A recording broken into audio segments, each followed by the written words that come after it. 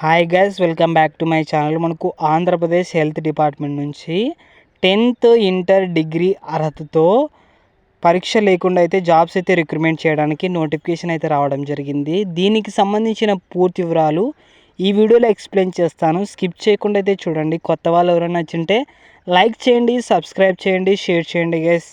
ఇక మనం వీడియోలోకి వెళ్ళినట్టయితే మనకు స్టార్టింగ్ డేట్, ఎండింగ్ డేట్ చూసుకున్నట్టయితే మార్చి 10వ తేదీ స్టార్ట్ అయ్యి మార్చి 15వ తేదీ వరకు అయితే మీరు అప్లికేషన్స్ అయితే పెట్టుకోవచ్చు అనమాట. ఇక్కడ మనకు వేకెన్సీస్ డీటెయిల్స్ చూసుకున్నట్లయితే థియేటర్ అసిస్టెంట్ చూసుకున్నట్లయితే 2 పోస్టులు అయితే భర్తీ చేస్తున్నారు అవుట్సోర్సింగ్ పద్ధతిలో. అలాగే దీనికి శాలరీ చూసుకున్నట్లయితే 15,000 అయితే పే చేస్తారన్నమాట.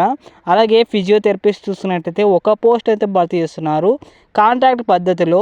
దీనికైతే 35,000 అయితే పర్ మంత్కి అయితే పే చేస్తారన్నమాట. అలాగే ఆడియోమెట్రీషియన్ చూసుకున్నట్లయితే 1 పోస్ట్ అయితే భర్తీ చేస్తున్నారు కాంట్రాక్ట్ పద్ధతిలో. దీనికైతే 32,000 అయితే పే చేస్తారన్నమాట పర్ మంత్కి. అలాగే ఇక్కడ చూసినట్లయితే మనకు ఎలక్ట్రీషియన్ చూసినట్లయితే 2 పోస్టులు అయితే భర్తీ చేస్తున్నారు కాంట్రాక్ట్ పద్ధతిలో. దీనికి 22,000 అయితే పే చేస్తారన్నమాట పర్ మంత్కి. అలాగే జనరల్ డ్యూటీ అటెండెంట్ చూసినట్లయితే 22 పోస్టులు అయితే భర్తీ చేస్తున్నారు అవుట్సోర్సింగ్ పద్ధతిలో. దీనికైతే 15,000 పే చేస్తారన్నమాట పర్ మంత్కి. అలాగే ఇక్కడ చూసినట్లయితే ప్లంబరు 1 పోస్ట్ అయితే భర్తీ చేస్తున్నారు అవుట్సోర్సింగ్ కింద. 15,000 అయితే పే చేస్తారన్నమాట పర్ మంత్కి. ఇక్కడ మనం ఎడ్యుకేషనల్ క్వాలిఫికేషన్ చూసుకున్నట్లయితే థియేటర్ అసిస్టెంట్ వచ్చేసి మనకు 10th క్లాస్ అయితే పాస్ అయి ఉండాలి. అలాగే 5 years ఎక్స్పీరియన్స్ అయితే ఉండాలన్నమాట. అలాగే ఫిజియోథెరపిస్ట్ చూసుకున్నట్లయితే బ్యాచిలర్ డిగ్రీ అయితే పాస్ అయి ఉండాలన్నమాట. ఇంకా ఫిజియోథెరపిస్ట్లో అయితే బ్యాచిలర్ డిగ్రీ అయితే చేసి ఉండాలి. అలాగే ఆడియోమెట్రీషియన్ చూసినట్లయితే ఇంటర్మీడియట్ అయితే పాస్ అయి ఉండాలి. BSc audiology diploma in audiometry అయితే కంప్లీట్ చేసి ఉండాలన్నమాట. అలాగే ఇక్కడ ఎలక్ట్రీషియన్ చూసినట్లయితే మనకు 10th క్లాస్ అయితే పాస్ అయి ఉండాలి. అలాగే ఐటీఐ ట్రేడ్ ఎలక్ట్రిక్ ట్రేడ్ అయితే కంప్లీట్ చేసి ఉండాలన్నమాట. ఇక్కడ జనరల్ డ్యూటీ అటెండెంట్ చూసినట్లయితే 10th క్లాస్ అయితే పాస్ అయి ఉండాలి. ఇంకా వేరేటివి ఏం లేదు. అలాగే ప్లంబర్ చూసినట్లయితే మనకు 10th క్లాస్ అయితే పాస్ అయి ఉండాలి. అలాగే ఐటీఐ ప్లంబింగ్ ట్రేడ్ అయితే కంప్లీట్ చేసి ఉండాలన్నమాట. జనరల్ డ్యూటీ అటెండెంట్ చూసుకున్నట్లయితే మనకు మొత్తము 22 పోస్టులు అయితే భర్తీ చేస్తున్నారు. కాబట్టి 10th క్లాస్ వాళ్ళు ఎవరు మిస్ చేసుకోవద్దండి ఈ జాబ్స్.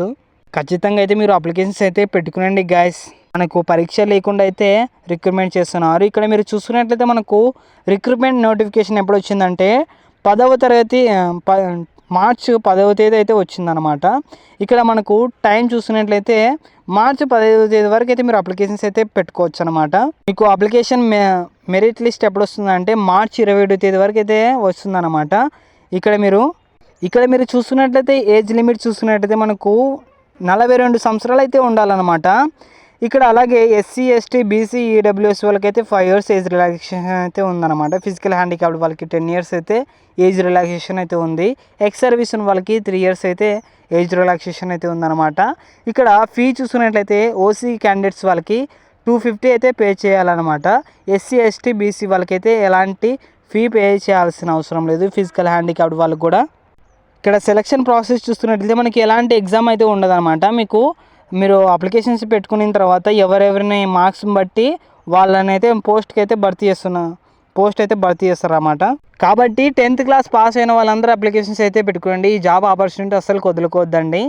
ఈ జాబ్కి ఎలా అప్లై చేయాలంటే దీని యొక్క ఫుల్ పీడిఎఫ్ని అయితే మీరు డౌన్లోడ్ చేసుకొని దీనికి మీ పేరు, మీ మదర్ నేము, అలాగే మీరు ఏ పోస్ట్కి అప్లై చేస్తున్నారు ఇవన్నీ అయితే రాసి మీరు మీ అడ్రస్తో సహా మీ ఫోన్ నెంబర్స్తో సహా అన్నీ రాసి వాళ్ళకైతే పంపించాల్సి ఉంటుంది. దానికి అనుసంధానంగా ఏవైతే మీకు క్వాలిఫికేషన్ ఉంటుందో ఆ డాక్యుమెంట్స్ కూడా సబ్మిట్ చేయాల్సి ఉంటుంది. ఇవన్నీ మీరు సబ్మిట్ చేసి జాబ్ అయితే తెచ్చుకోవాలన్నమాట. అప్లికేషన్స్ పెట్టిన వాళ్ళని షార్ట్ లిస్ట్ చేసి మిమ్మల్ని అయితే సెలెక్షన్ చేస్తారన్నమాట. ఇవన్నీ మీరు అప్లికేషన్ ఎక్కడ ఇవ్వాలంటే డిఎంహెచ్ఓ శ్రీకాకుళంలో ఇవ్వాలన్నమాట. ఈ జాబ్కి ఎవరైనా కానీ అప్లికేషన్స్ అయితే పెట్టుకోవచ్చు. ఎందుకంటే వాళ్ళు ఎవరైతే కరెక్ట్గా సరిపోతారో వాళ్ళనైతేనే రిక్రూట్మెంట్ అయితే చేసుకుంటారు అన్నమాట. శ్రీకాకుళం అనే వాళ్ళనే కాకుండా. కాబట్టి అందరైతే అప్లికేషన్స్ అయితే పెట్టుకునండి గైస్. దీనికి సంబంధించిన పూర్తి పీడిఎఫ్ మన వాట్సాప్ ఛానల్లో ఉంటుంది. వాట్సాప్ ఛానల్ లింక్ డిస్క్రిప్షన్లో ఇస్తాను, జాయిన్ అవ్వండి. లైక్ చేయండి, సబ్స్క్రైబ్ చేయండి, షేర్ చేయండి గైస్. థ్యాంక్ యూ అందరికీ.